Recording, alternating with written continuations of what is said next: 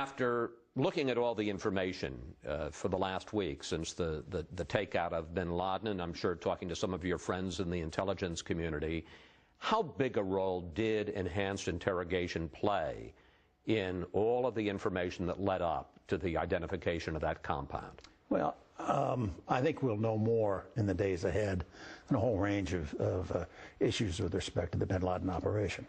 But as best I can tell from the people I talked with and worked with, that whether we talk about Jose Rodriguez, who ran the counterterrorism program, Michael Mukasey, who was the Attorney General, Leon Panetta, all have said one way or another that the enhanced interrogation program played a role. That is, some of the early leads came out of that program. My guess is that's probably the case, that it contributed, just as did a number of other factors.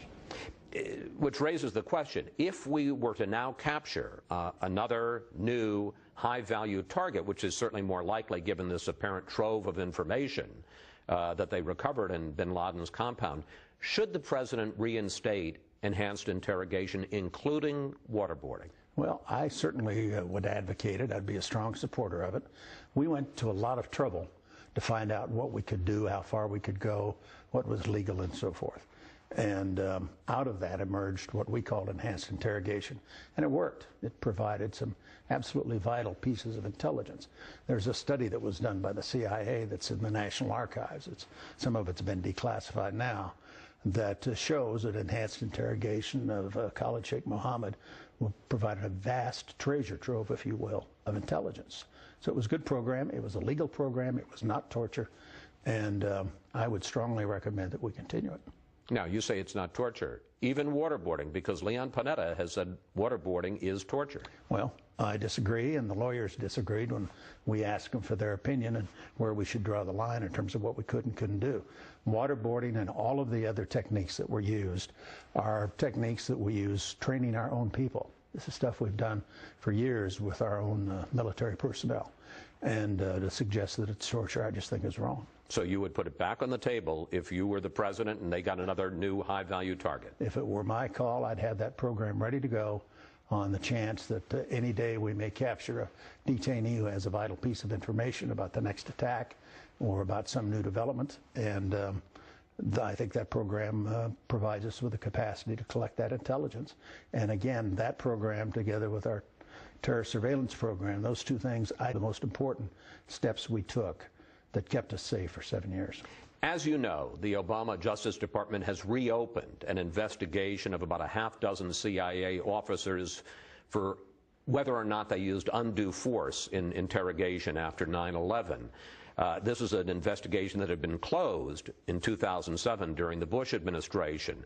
Now, last June, Attorney General Holder said that this investigation was close to its end. It's still going on. Correct. It's unfortunate. These men deserve to be decorated. They don't deserve to be prosecuted. And the fact of the matter is there was a complete investigation done. It was done by a career attorney in the Justice Department, concluded that nobody had violated the law, and the whole matter was closed. The Obama people came in, Holder reopened it, and the investigation, I understand, is still underway today. Now, these are our government employees.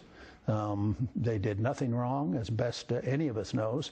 It was, in fact, a matter where they followed the policy set by the President of the United States, lawful decisions, lawful policy, and now we're in a situation where the Obama administration won't abide by the findings of the career lawyer who checked it out originally in the first place, but they've kept it open and refused to close it.